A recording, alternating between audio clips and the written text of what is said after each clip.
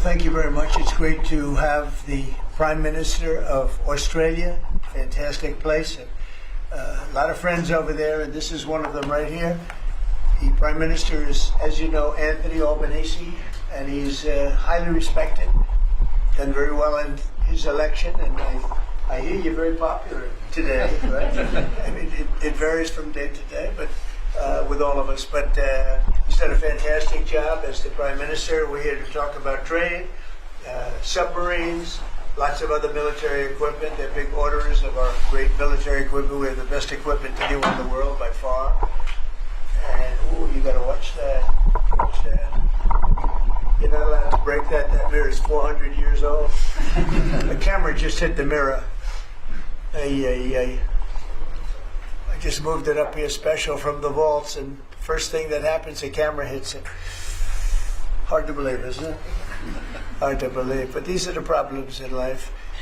So we're going to be here to talk about lots of different things, and we might take a few questions before, but we are discussing critical minerals and rare earths, and we're going to be signing an agreement that's been negotiated over a period of 4 or 5 months. And it was sort of good timing that we got it done just in time for the visit. And we worked together very much on rare earths, critical minerals, and lots of other things. And we've had a very good relationship. We've been working on that for quite a while. In about a year from now, we'll have so much critical mineral and rare earths that you won't know what to do with them. They'll be worth about $2. But in the meantime, we're working with Australia and other countries. They're working with us too. But other countries also on that. But we're really working on anything having to do with military protection, military ships, vehicles, guns, ammunition, everything, the whole thing. We've been long-time allies, and I would say there's never been anybody better. We fought wars together.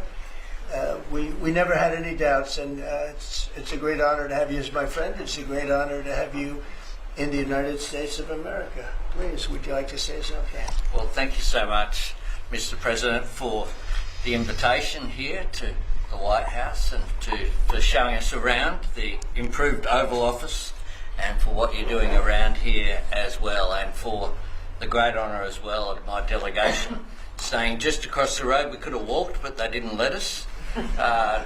We drove all of 20 metres there from Blair House, but it's a great honour to be able to stay there.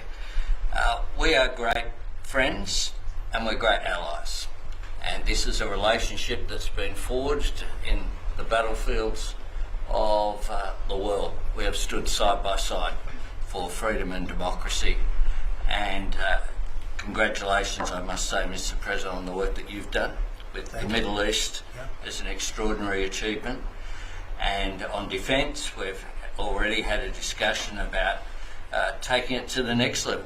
Our defence and security partnership with AUKUS is so important for us, and I thank you for the support that the administration are giving as well. You've had the Chief of the Navy here as well, which will play obviously a very critical role with the subs and increasing the security for the region and the world.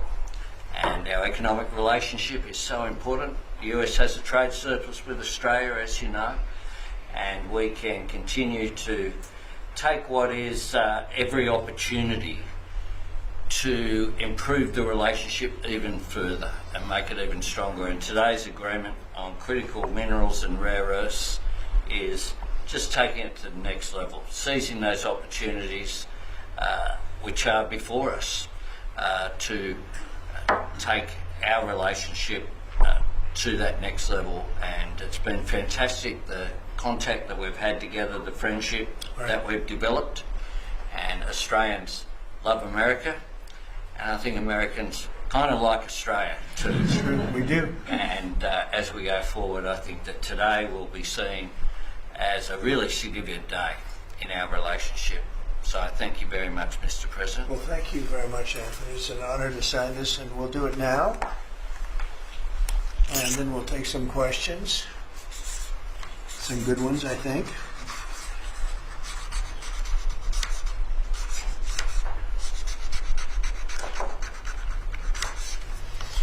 Okay.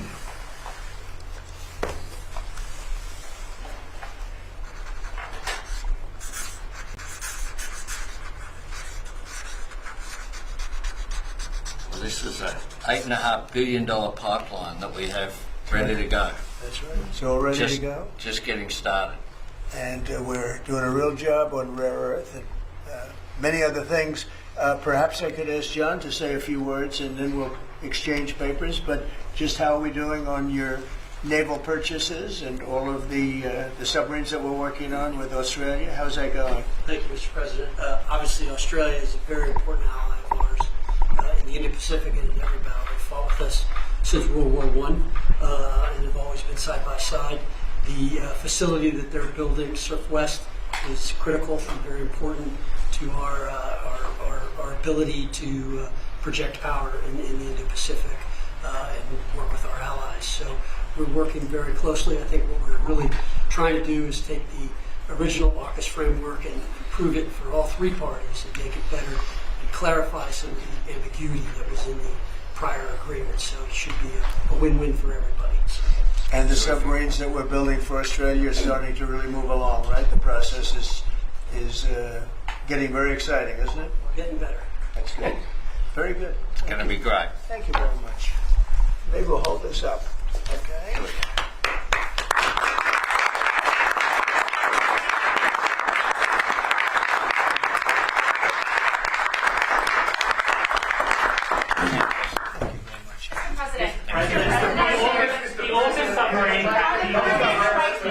The AUKUS defence pact that the Prime Minister just mentioned, it is a critical issue for Australia. Yes. You haven't really spoken much about it publicly. It was a deal that was done under Joe Biden to sell submarines to Australia at a time when you're not really making enough for your own needs. So can you tell us, have you gotten across the details of the deal? Do you support it, and will you honour it? It was made a while ago, and nobody did anything about it, and it was going too slowly. We do actually have a lot of submarines. We have the best submarines in the world, anywhere in the world, and we're building a few more currently under construction. And now we're starting, we have it all set. With Anthony, we've worked on this long and hard, and we're starting that process right now, and I think it's really moving along very rapidly, very well. But if the rate of submarine production doesn't continue, how can you guarantee Australia will get the votes? Oh, it's getting, oh no, they're getting. Mr. President, at least 32 people have been killed in those Excuse me, two you're next. Thank you. Go ahead. China's bad behavior has really only gotten worse since the AUKUS partnership was formed. With that in mind, is the door open for Australia to get additional nuclear-powered submarines or other military capabilities not already in the deal? I think China's been very respectful of us. They're paying tremendous amounts of money to us as in the form of tariffs. As you know, they're paying 55%. That's a lot of money. They never were paying anything over years and years and years. But they were like anybody else. A lot of countries took advantage of the U.S. They're not taking advantage anymore. No, China's paying 55% and a potential 155% come November 1st unless we make a deal. And I'm meeting with President Xi. We have a very good relationship. We're going to be meeting in South Korea in a couple of weeks. And we'll see what we can do. We have a very good relationship with China, but you know, it's been probably a little bit like your relationship with China.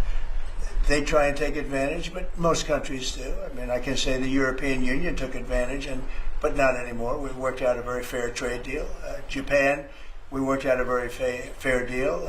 South Korea, where I'll be meeting President Xi, we worked out a very fair deal, and I expect we'll probably work out a very fair deal with President Xi of China. So most of you will be with us. It's going to be very exciting, and I think we're going to work out something that's good for both countries. Are you at least interested in expediting? Are you at least interested in expediting the nuclear-powered subs to Australia? Well, we are doing that. Yeah, we're doing that. we have them moving very, very quickly. Yeah, please. Mr. President, I don't think you've ever been to Australia. Have you thought about coming to Australia and trying out some of the golf courses? I would, and I actually have been to Australia, and I did play one of your great golf courses. They have great golf courses there. But I have been to Australia, actually. Come again? Oh, I would. In fact, I've been invited to go, and Indeed. I'll have to give it serious consideration. No, it's a real Did the possibility. Prime Minister invite you today? He did. And perhaps we could time it, must be said, with the President's Cup that Australia hosts as well. When is the President's Cup? We'll organise it at a time suitable for you, Mr. President. Please, in the back, please. Yeah, in the back, please. Yeah, Mr. President, the Prime Minister mentioned that there's a trade imbalance that's very heavily in America's favour. Why does America slap such heavy tariffs on a friend and ally? Well, we don't, yeah. Well, we do in some cases. We do in many cases because we've been treated unfairly. But actually, the tariffs are very light. The one thing is you buy a lot of airplanes, so that helps because you buy a lot of the beautiful Boeings, the best of the Boeings. Boeing, and by the way, Boeing is really doing well. They have lots of orders, and they're really doing a great job. They make a great plane. But Australia, because of its location, which is great, but one of the things dictated by that location is you have to order a lot of airplanes. So I guess we have that advantage. They need a lot of airplanes in Australia, and that gives us a little bit of an advantage. Yeah, President. Yeah, your Secretary of War, Pete Hegseth, in his Shangri-La speech in, I think it was May, warned about the potential likelihood or threat of President Xi ordering an invasion of Taiwan. 2027 is also the year that Fleet Base West is supposed to start rotating those US and UK submarines. Do you see AUKUS as a deterrent for China in the Indo-Pacific? Yeah, I do. I think it is, but I don't think we're going to need it. I think we'll be just fine with China. China doesn't want to do that. First of all, the United States is the strongest military power in the world by far. It's not even close. Not even close. We have the best equipment. We have the best of everything, and nobody's going to mess with that. And I don't see that at all with President Xi. I think we're going to get along very well as it pertains to Taiwan and others. Now, that doesn't mean it's not the apple of his eye, because probably it is, but I don't see anything happening. We have a very good trade relationship. We're going to have a very good, I think when we leave South Korea, could be wrong, but I think we'll end up with a very strong trade deal. Both of us will be happy. I don't see that happening now. Given the trade surplus that the US enjoys with Australia, would you consider lifting the tariffs that you've imposed on Australia? And can you give us any details about the critical? Yeah, well, the tariffs have been amazing because, tariffs have been really a reason that I was able to settle almost all of the, I've settled 8 wars in 8 months. Not bad. I have one more to go. It's Russia-Ukraine, and I think we'll get there, but it's turned out to be nasty because you have 2 leaders that truly hate each other. You can't have it all, right? They hate each other beyond all else, and it makes it actually a little bit difficult. But we try. Of the 8 deals, I would say because of tariffs, 4 or 5 of them were settled.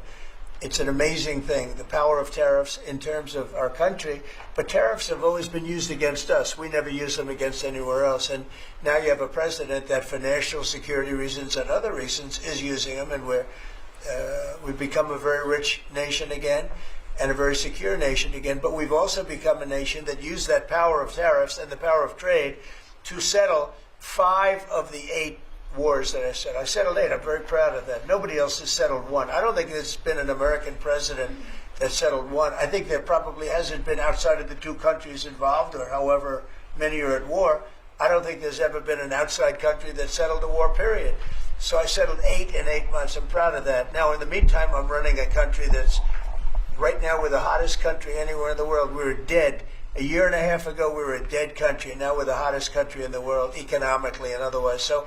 But I will say this, Australia pays very low tariffs, very, very low tariffs. In fact, Australia pays among the lowest tariffs. Go ahead.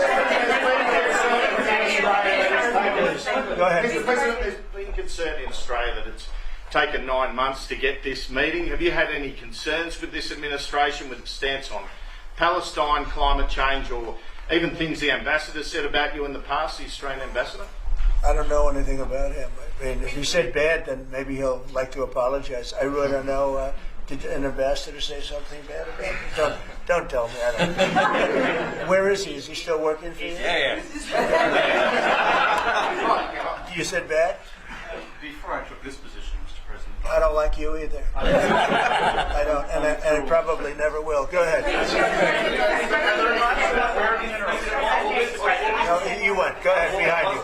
Mr. President, your Secretary of the Navy said there will be some clarifications around some ambiguities on AUKUS. Can you tell us Well, what he'll get that taken care of. These are just minor details that he'll Can take. I ask you specifically on... John, you're going to get that taken care of, right? Correct. There shouldn't be any more clarifications because we're just going now full steam ahead building. Yeah, please. Thank you, Mr. President. Are you now satisfied with Australia's defence investment, or do you want Australia to invest more in defence? Well, I'd always like more, but they have to do what they have to do. You know, you can only do so much. I think they've been great. They're building magnificent holding pads for the submarines. It's going to be expensive too. You wouldn't believe the level of complexity, right, and how expensive it is. They're building tremendous docking because they have a lot of ships and a lot of things happening. And I think their military has been very strong, very, very strong. Over here, please. Mr. President, on the war that you haven't solved yet, the Ukraine-Russia situation, have you now locked in a meeting? And can you explain, just a few weeks ago at UNGA, you said that Ukraine could possibly win the war and keep its territory, but now They the could still story win seems it. I a don't bit think they different. will, but they could still win it. I never said they would win it. I said they could win. Anything can happen. You know, war is a very strange thing. A lot of bad things happen, a lot of good things happen. If you look at the Middle East, I would say prior to us hitting Iran so hard, we could have never made that deal because you would have had a dark cloud over the Middle East when we took out their nuclear capability, which was one of the great military maneuvers of all time. It was flawless. You saw that. Yeah. Those magnificent B-2s. I mean, that was a flawless move that was done by some very talented people, headed up by Pete and everybody else, and our great generals, and General in particular, Raisin Kane. We did a great job. And when that happened, everything was different, and we were able to get a deal. If we didn't do that, if it wasn't, you know, they wanted to do that for 22 years, Mr. Prime Minister. For 22 years, I had the pilots here, the B-2 pilots, and they came to the Oval Office, and I thought they deserved it. They flew 37 hours back and forth. We had 52 tankers up there. We had a lot of planes up there with them, but they were the primary plane. But we had a lot of planes, F-22s and F-35s and F-16. We had a lot of planes. But we had 52 tankers, can you believe that? And it was just like a flawless mission. And when it was finished, the Middle East just opened up, amazing. And they've wanted to do it for 22 years. The pilots came up to me, they said, you know, for 22 years we practiced this maneuver, 3 times a year for 22 years, our predecessors and us. These are now young pilots, you know, but they're older now, predecessors practiced it. And they said, we never had a president that would let us do it, but I let him do it, and it totally opened up the Middle East. It took the cloud over the, you know, we had a dark cloud over the Middle East, and now it's all, I mean, we have a little situation relatively with Hamas, and that will be taken care of very quickly if they don't straighten it out themselves, because they're in violation of their agreement.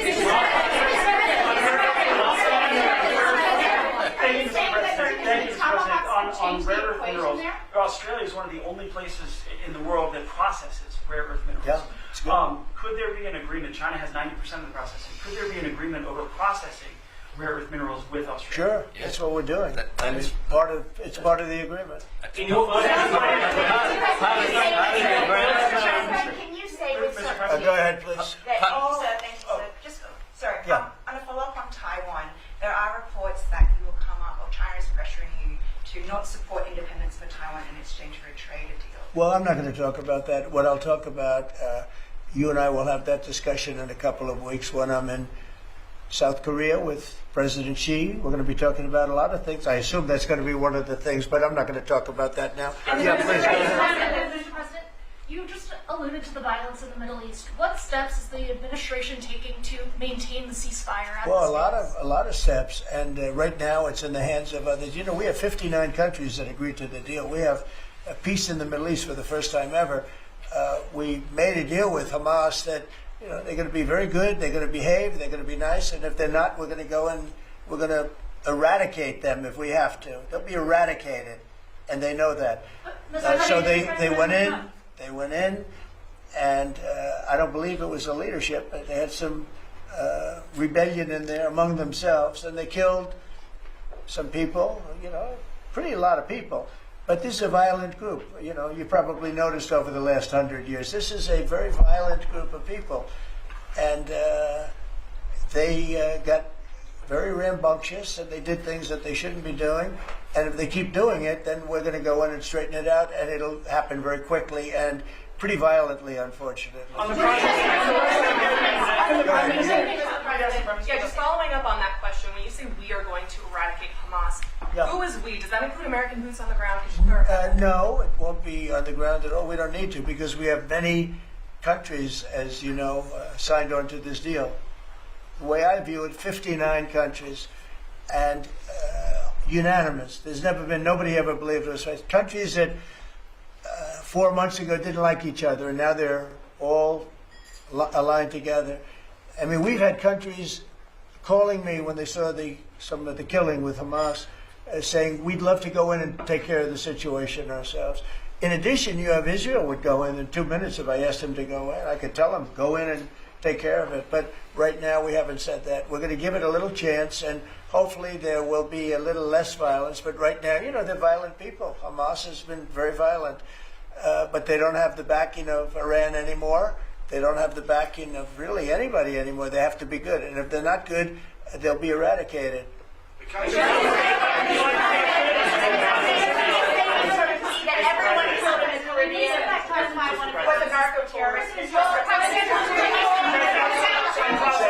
Were any innocent civilians killed in the Caribbean, Mr. President? Not you. Could the Prime Minister weigh in more on the processing? And can Australia expand the process of rare earths?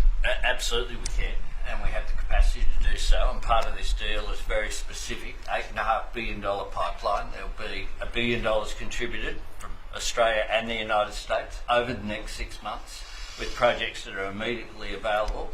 There's 3 groups of projects, ones that are joint activities between Australia and the United States, such as Alcoa.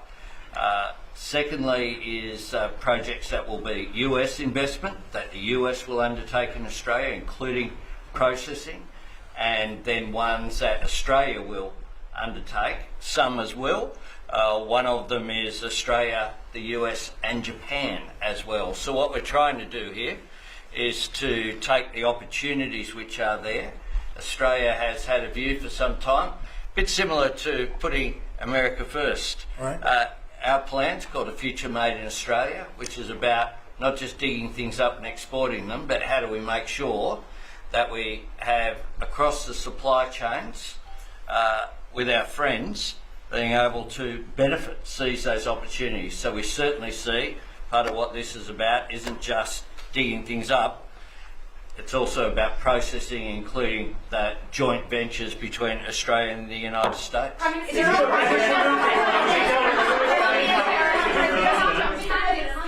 US and Australia really compete with China? Aren't we decades behind in terms of the development? No. You've been reading the wrong newspapers. We're not decades. We are way ahead of China militarily, the United States. We're way ahead of them in every form of military, other than they're building a lot of ships, and we'll have that started. We'll be catching them on that. But we will, when it comes to weaponry, when it comes to, I'll go right now, AI. The big thing is AI. They're building more plants in this country than anybody ever imagined. We're going to have over $20 trillion of investment for this year. The most we ever had was a tiny fraction of that.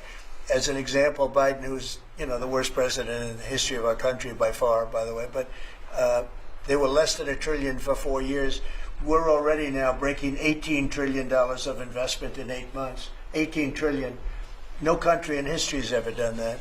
We're way ahead of China in AI, and we're way ahead of China militarily from the standpoint of the sophisticated weapons. We have weapons that a lot of people don't even know about, and I got them started 4 years ago. I rebuilt the military 4 years ago, fortunately, because Biden didn't do anything but give a piece of it away to Afghanistan. Fortunately, as much as it sounded like it was a small part of what I built, but the Afghanistan giveaway was one of the worst. That was probably the most embarrassing day in the period in the history of our country. but we have the greatest military. We have the best equipment. We have the best manufacturers of equipment. We have the best weapons. When you look at our weapons, I've been talking a lot about our weapons. Everybody wants our weapons. But it's great to be working with Anthony. It's great to be working with the people of Australia because they also, I mean, it's a smaller country, but you have done a fantastic job in weaponry and the kind of things that we do a lot of joint work together. Our militaries work very, very closely together. We've been really an amazing ally when you think of it, right? There's never been any games. We're strongly committed, and they're strongly committed. There are some games with other countries, but there haven't been games with Australia.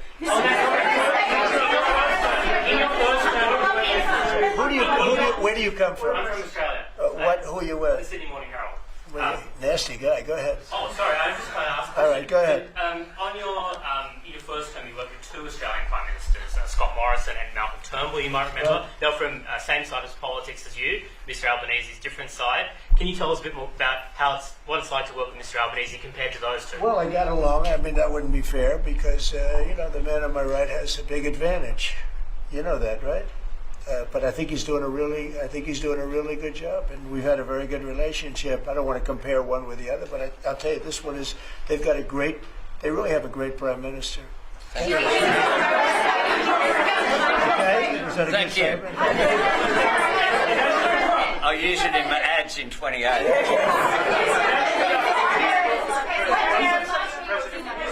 President Putin on Thursday, did you discuss his ongoing attacks on civilian areas in Ukraine? Yeah. Did you say cut it out? Did you say show an article of good faith to me? I did.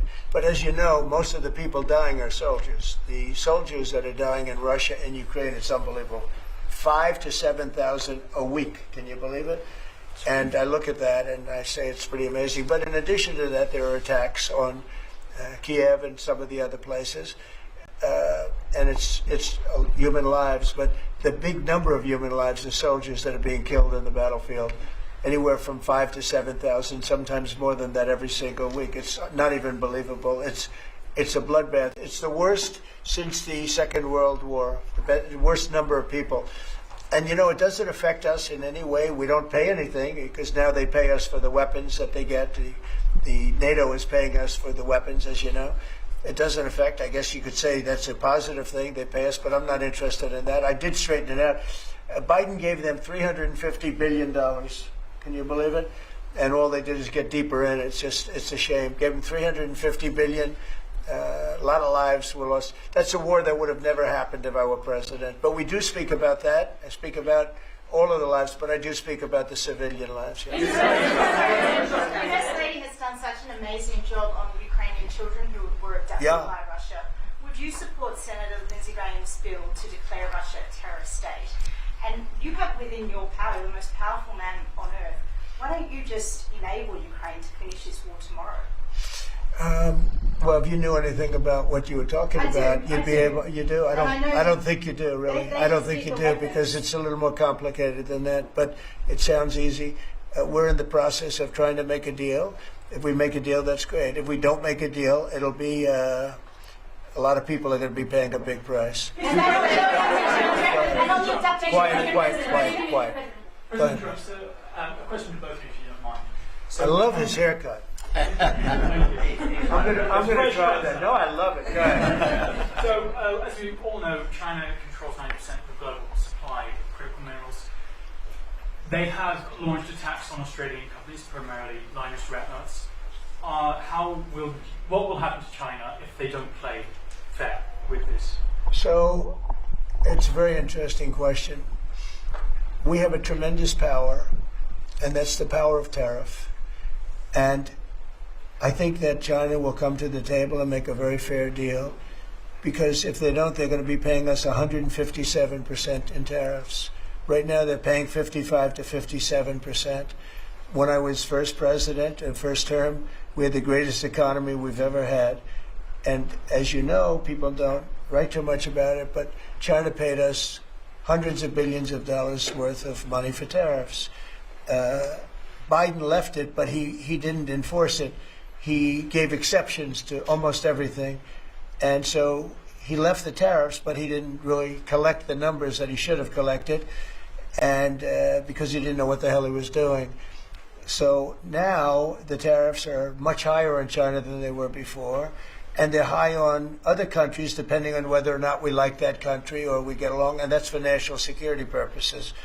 So I made deals with Japan, I made deals with the European Union, or the whole of Europe practically, but the European Union, made deals with a lot of different people. We have a very fair deal for, I will say, Australia's paying a low number. They do have, I'll change it, we have a little bit of an advantage on that one. I told you, the advantage we have is airplanes. We sell a lot of airplanes to them, and they need them. It's a very vibrant place, and people go in and out, and I look forward to going there myself. And I think it's unlikely I'll be taking a ship. That's a long journey. That's a long. But China has treated us with great respect.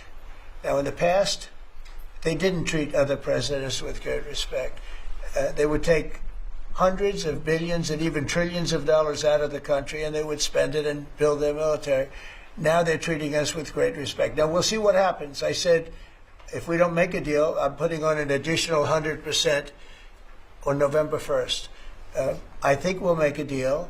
They threatened us with rare earths, and I threatened them with tariffs, but I could also threaten them with many other things, like airplanes. You know about airplanes, because they can't get parts for their airplanes. We build their airplanes. We do a great job. They're largely Boeings, and we could stop the parts. We did stop the parts, actually, when they did the initial threat. That's a big... They closed down over 400 of their airplanes, but we don't want to do that. But we have a much simpler thing. If we don't make a deal, we'll charge them a very substantial tariff, and they'll be paying us hundreds of billions of dollars a year, which they're basically paying right now. We had presidents that allowed China and other countries get away with murder. We're not going to allow that, but we're going to have a fair deal. I want to be good to China. I love my relationship with President Xi. We have a great relationship. I believe after we leave South Korea, we'll be there together. We thought that would be a good place to meet, and we're going to be meeting. I'll be in Malaysia, I'll be in Japan, I'll be in a couple of others. We'll be sort of doing a little bit of a tour. I've been invited to go to China, and I'll be doing that sometime fairly early next year. We have it sort of set. But I think we're going to have a very good relationship with China. And again, they will threaten us with rare earths. I don't think they're threatening us too much right now. But they could do that, but I threaten them with something I think is much more powerful, and that's tariffs. Because at a certain point, they will not be able to do any business with us. At a certain point, if they pay enough tariffs, it's almost like saying, we don't want to do business with you, but it's probably nicer. Saying you're going to pay 158, 157% tariff is a nicer way of saying that we don't want to do business with you. And if they don't do business with us, I think China's in big trouble, I'll be honest with you. I think China is, I don't know that they even make it. I really do. I believe that they're in big trouble. And I don't want them to be in big trouble. I want them to do great. I want them to thrive. But we have to thrive together. It's a two-way street. I think when we finish our meetings, and it's going to be a big deal. I'm meeting with a lot of other countries, but this seems to be the one that people are very interested in. I think when we finish our meetings in South Korea, China and I will have a really fair and really great trade deal together. I want them to buy soybeans. They stopped buying our soybeans because they thought that was punishment. And it is punishment to our farmers, but we're not going to allow that to happen because I made a great trade deal with China, a $50 billion trade deal, and they were great about it. They were doing everything that they were supposed to do. And then when Biden came in, you know, I used to call President Xi all the time to say, thank you, or you're not buying enough. In other words, they were supposed to buy. Biden, do you think Biden ever called him? I don't think Biden ever called him. You think Biden lied awake at night thinking about trade with China? He didn't know what he was doing. He was an incompetent president. We had an incompetent president, but you don't have that anymore. So I think we're going to end up having a fantastic deal with China. It's going to be a great trade deal. It's going to be fantastic for both countries. And it's going to be fantastic for the entire world. Thank you very much, everybody. Thank you, guys. Thank you. Thank you.